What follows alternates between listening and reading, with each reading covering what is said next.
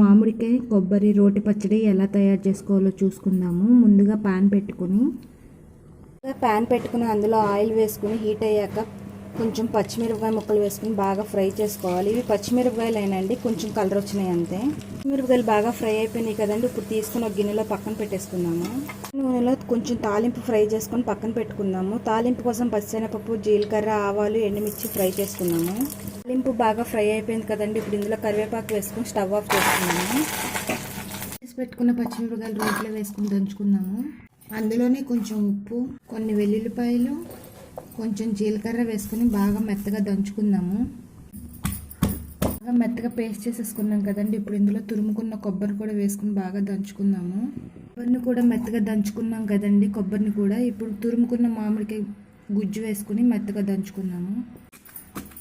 మెత్తగా దంచేసుకున్నాం కదండి పచ్చడి. ఇప్పుడు తాలింపు గిన్నెలో వేసుకుందాం. బాగా మిక్స్ చేసుకుందాం దీన్ని.